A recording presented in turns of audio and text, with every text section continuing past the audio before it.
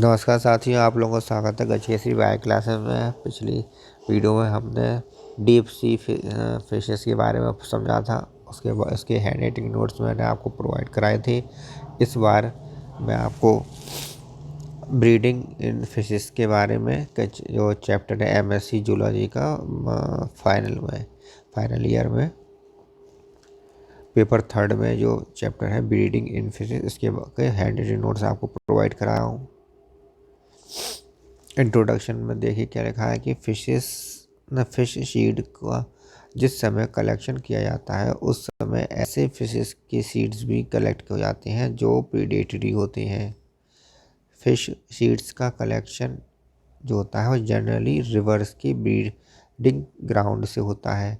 इस कलेक्शन में अनइकोनॉमिक स्पीसीज का मिक्सचर होता है। इसमें कुछ प्रीडेटरी फिशेस के एग भी मिक्सड होते हैं।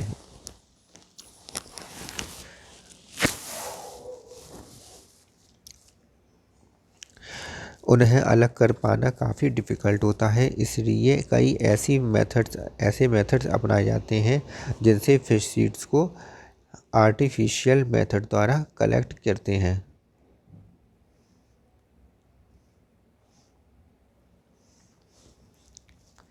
जिनमें आर्टिफिशियल फर्टिलाइजेशन तथा इंड्यूस्ड ब्रीडिंग को इंक्लूड किया जाता है। फिश कल्चर की सबसे पहली स्टेप ब्रीडिंग ऑफ फिशेस होती है, इसीलिए प्रॉपर ब्रीडिंग के लिए स्पेशल टाइप ऑफ पॉन्ड तैयार किए जाते हैं जिन्हें ब्रीडिंग पॉन्ड्स कहते हैं। ऐसे पॉन्ड्स रिवर्स के या अन्य नेचुरल रिसोर्स के पास तैयार किए जाते हैं। मोड ऑफ ब्रीडिंग के अनुसार दो कैटेगरीज होती हैं, नेचुरल ब्रीडिंग या बंध ब्रीडिंग। नेचुरल ब्रीडिंग कहते हैं इसे बंध ब्रीडिंग भी कहते हैं। नेचुरल बंध स्पेशल टाइप के पॉन्ड्स होते हैं जहां कल्चरेबल फिशेस की ब्रीडिंग के लिए नेचुरल रिवर लाइक कंडीशंस या किसी भी नेचुरल वाटर रिसोर्स वाली कंडीशंस मैनेज की जाती है। ऐसे स्पेशल डिज़ाइन के बंध बड़े लॉ लाइंग एरिया में बनाए जाते हैं। इनमें काफ़ी मात्रा में वर्षा के पानी को एकोमोडेट किया जाता है, इकट्ठा किया जाता है करने की सुविधा होती है। ऐसे बंध के अधिक मात्रा में आए हुए वर्षा के पानी को निकालने के लिए एक आउटलेट भी बनाया जाता है। ऐसे बंध का शैलो एरिया स्पानिंग ग्राउंड के रूप में सदैव यूज़ किया जाता है। ऐसे बंध 3 टाइप के होते हैं। कौन कौन से टाइप के होते हैं? पहला होता है वेट बंध। ऐसे पॉन्ड स्पेशली वहाँ बनाए जाते हैं जिनमें पूरे वर्ष पानी रहता है, इसलिए इन्हें पेरिनियल बंध भी कहते हैं। ऐसे पेरिनियल बंध का मतलब साल भर पानी भरा रहे। ऐसे पॉन्ड में ऊंचाई तक पानी के प्रवेश के लिए एक इनलेट बनाया जाता है। पानी की निकासी के लिए नीचाई पर एक आउटलेट तैयार किया जाता है। आउटलेट से पानी के फ्लो को कंट्रोल करने के लिए बम्बू फेंसिंग की सहायता ली जाती है।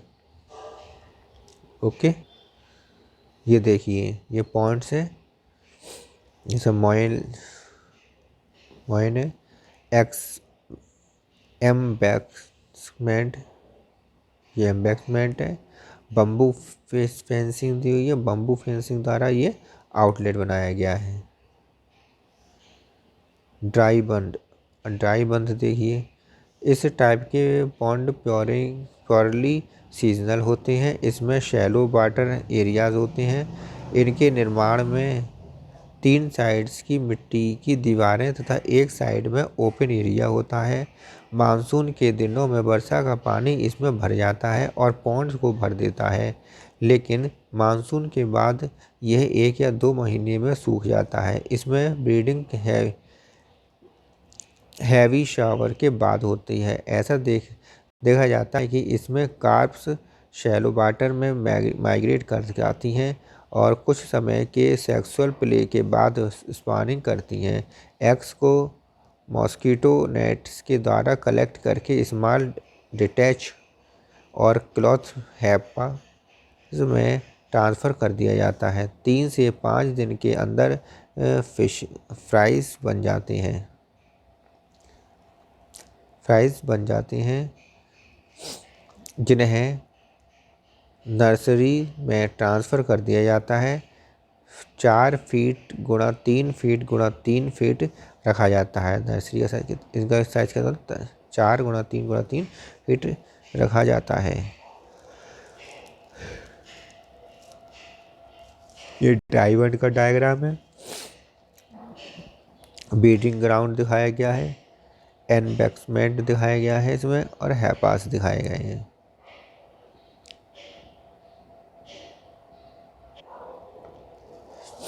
अब मॉडर्न बंद देख लेते हैं। इन्हें पुक्का बंद भी कहते हैं। पुक्का बंद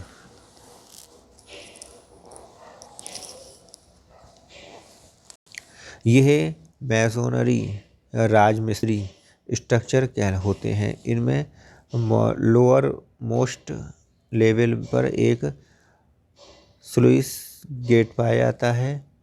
इसी के द्वारा स्पानिंग के बाद पानी को निकाला जाता है। इसलिए प्रत्येक स्पानिंग के बाद बंद की सफाई कर दी जाती है। जो मछलियाँ खराब हो जाती हैं उनका रिमूवल तथा फ्राई का कलेक्शन आसानी से हो जाता है। इन बंद में स्पानिंग कंडीशन हैवी शावर्स के बाद होती है। जब काफ़ी मात्रा में वर्षा का पानी बंद में भर जाता है। अलग अलग फिशेस में ब्रीडिंग की ट्यूनिंग अलग अलग होती है। रोहू में ब्रीडिंग मॉर्निंग में, कटला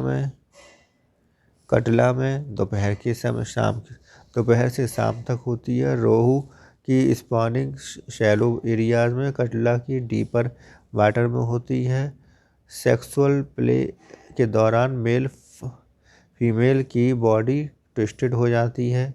एब्डोमेन पर प्रेशर पड़ने के कारण ओवा तथा मिल्ट बाहर निकल आते हैं।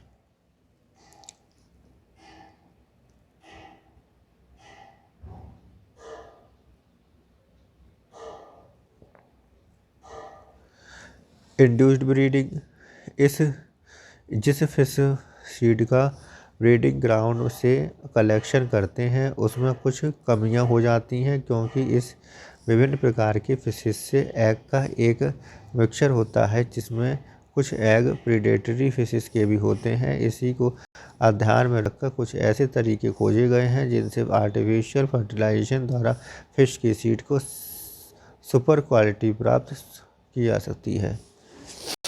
फिश सीड की सुपर क्वालिटी हम प्राप्त कर सकते हैं। आर्टिफिशियल फर्टिलाइजेशन में क्या होता है वो भी देख लेते हैं। प्रत्येक फीमेल से ओवा तथा मेल से स्पर्म आर्टिफिशियल मैकेनिकल प्रोसेस द्वारा निकल जाते हैं। एग को स्पर्म द्वारा फर्टिलाइज करते हैं। इसलिए निम्न टाइप के होते हैं। ड्राई मेथड, इस विधि में एग तथा स्पर्म को निकालकर अच्छी तरह से मिक्स कर दिया जाता है। लगभग आधे घंटे के लिए ऐसे छोड़ दिया जाता है, जिसके बाद उस मिक्सचर में पानी मिक्स कर दिया जाता है। यही फर्टिलाइजेशन होता है। वेट मेथड में इसमें एग को पहले पानी में रखते हैं, उसके बाद डायरेक्टली पानी में मेल के स्पर्म फैला दिए जाते हैं जिससे फर्टिलाइजेशन हो जाता है। आर्टिफिशियल फर्टिलाइजेशन के लिए एक मैच्योर फीमेल जिसमें एग होते हैं को हाथ में लेकर तौलिया से सुखा लेते हैं। इस फिशेस के बैली के ऊपर की तरफ होनी चाहिए।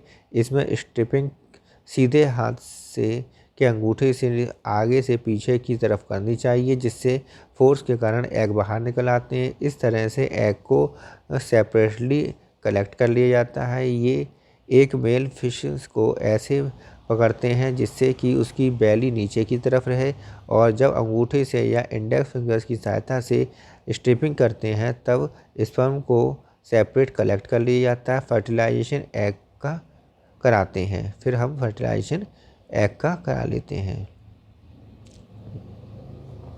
टाइप्स ऑफ इंड्यूस्ड ब्रीडिंग में देख लीजिए कि ब्रीडिंग हैबिट्स के अनुसार 2 टाइप्स की फिशेस पाई जाती हैं। एक तो जो पॉन्ड्स में ब्रीडिंग करती हैं, दूसरे जो पॉन्ड्स में ब्रीडिंग नहीं करती हैं। इसलिए दोनों टाइप की फिशेस में इंड्यूस्ड ब्रीडिंग का अलग अलग तरीका लागू किया जाता है। Method of inducing in pond breeding fishes. Pond breeding fishes maintain pond में भली भांति अडेप्टेड होती हैं, फिर भी इफेक्टिव तथा सक्सेसफुल ब्रीडिंग के लिए इन फिशेस में कुछ ना कुछ इंड्यूसमेंट करना पड़ता है, जिस सबसे पहले इन्हें सेक्स वाइज अलग अलग कर लेते हैं। इसके बाद इन्हें नीचे लिखे हुए किसी भी स्पॉनिंग स्टिमुलेंट के प्रभाव में ब्रीडिंग की अनुमति दी जाती है। पुराने पानी को हटाकर फ्रेश वर्षा का पानी डाला जाए। जो एग दिए गए हैं उनके अटैचमेंट के लिए तीसरा स्थान दिया जाए। पर्टिकुलर टेम्परेचर लाइट इंटेंसिटी बनी रहे। स्पेसिफिक सेलेक्टेड ब्रूड फिश को ब्रीडिंग पॉन्ड्स में छोड़ दिया जाए। ठीक है, ओके।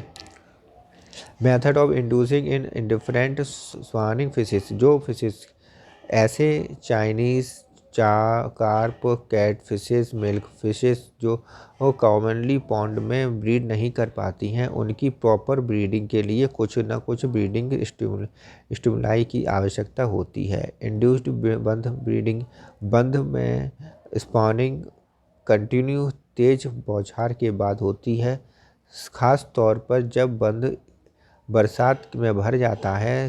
कार्प की ब्रीडिंग बहुत इंटरेस्टिंग होती है, जिसमें फीमेल तथा मेल पहले कुछ सेक्स प्ले करते हैं।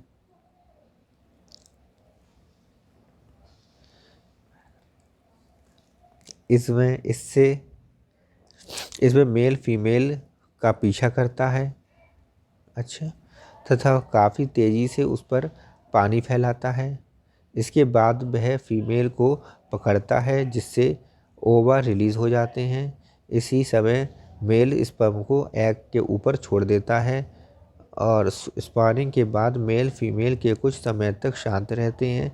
इसके बाद स्पॉनिंग करने लगते हैं। केवल हैवी मानसून ही नहीं बल्कि वाटर करंट 24 से 32 टेम्परेचर तक, बादलों की गर्जन के साथ वर्षा का होना, बादलों का घिर आना आदि फैक्टर भी इंड्यूसमेंट के लिए होते हैं। Induced breeding by हाइपोफाइसेशन।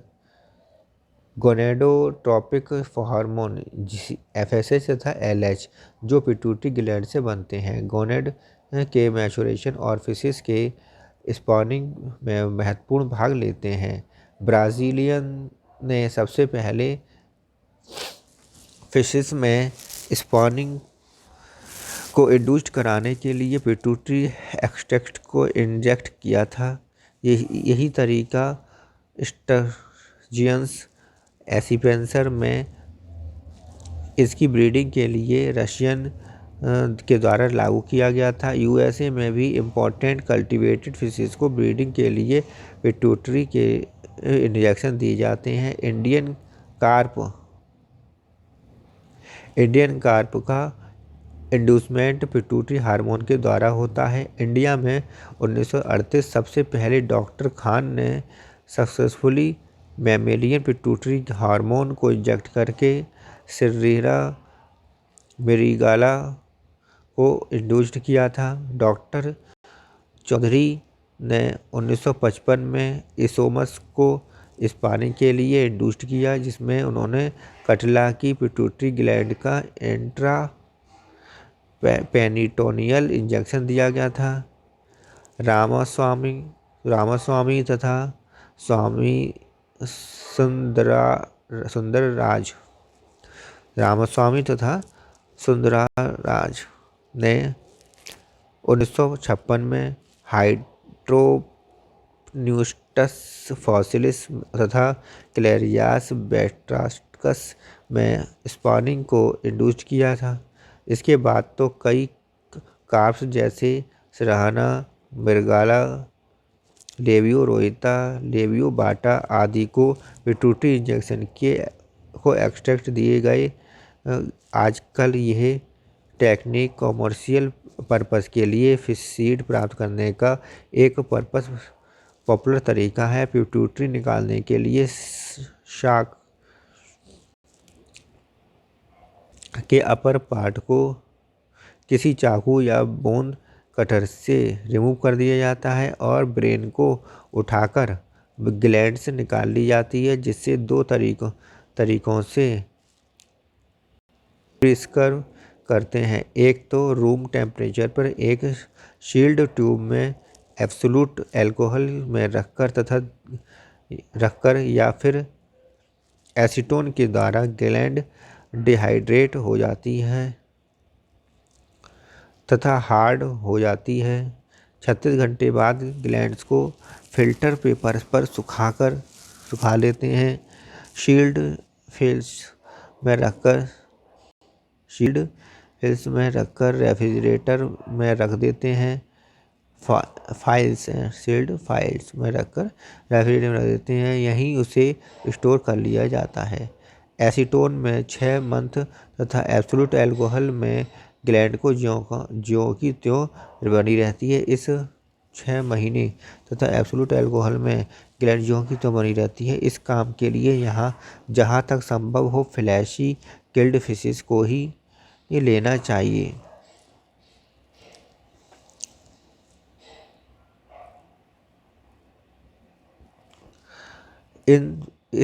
इसके बाद का भी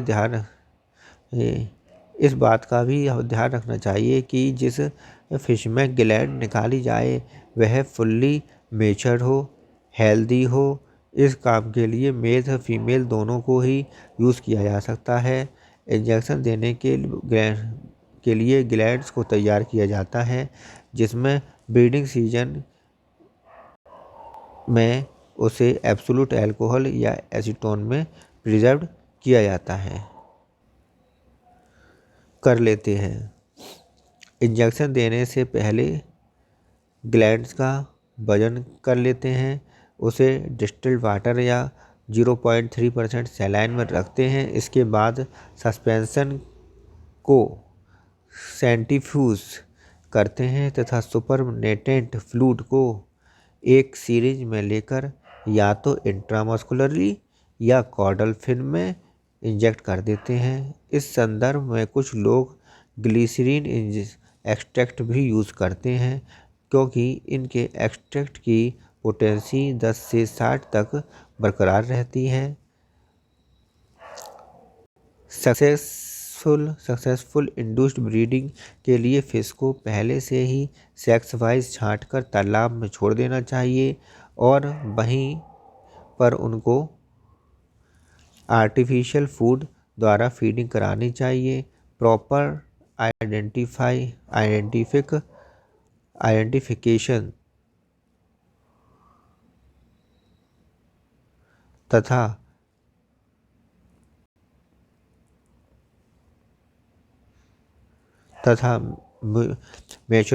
मैच्योरिटी की स्टेज ब्रीडिंग के लिए बहुत इम्पॉर्टेंट होती है।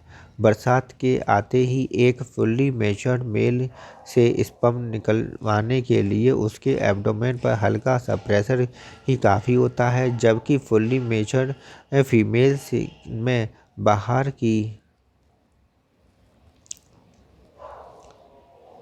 बाहर की तरफ निकलना राउंडेड एब्डोमेन होता है। ये निकला राउंडेड एब्डोमेन होता है। एक मेल स्कार्प को उसकी डॉर्सल सरफेस की रफनेस द्वारा इजीली पहचाना जा सकता है। ब्रीड की हेल्थ को मेंटेन रखने के लिए उनमें ऑयल केक या राइस ब्रान पर फीड कराया जाता है। ब्रीडर्स को केयरफुली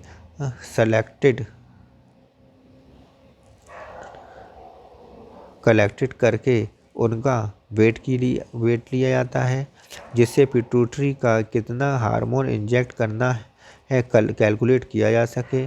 नॉर्मली 1 किलो वेट पर 2 से 3 मिलीग्राम पिट्यूटरी की डोज स्टिमुलेशन के लिए पर्याप्त होती है। आफ्टर 6 घंटे के बाद फीमेल में दूसरे डोज दी जाती है, 5 से 8 घंटे की होती है।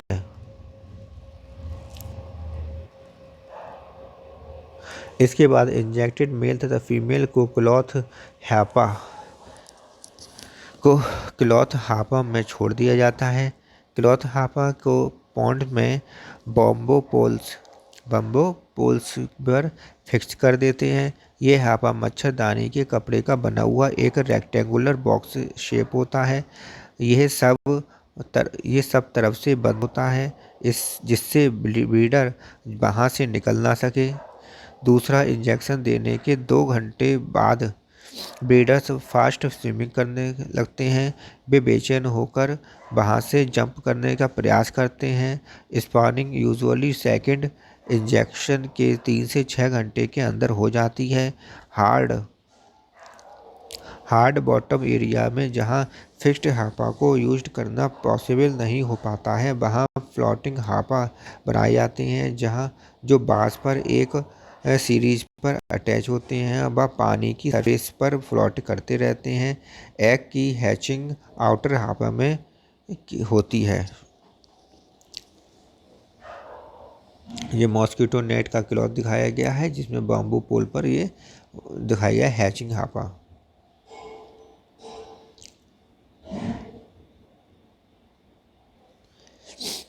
Use of natural and synthetic hormone in induced breeding of fishes. तो ये हम नेक्स्ट वीडियो में पढ़ेंगे। यहाँ तक का हमने आज पढ़ लिया। तो अगर आपको मेरी वीडियो अच्छी लगी तो लाइक करें, शेयर करें अपने साथियों के साथ, और साथ ही साथ बेल आइकन ज़रूर दबा दें। अगर सब पहली बार चैनल पर आए तो सब्सक्राइब कर बेल आइकन अवश्य दबा दें। नमस्कार।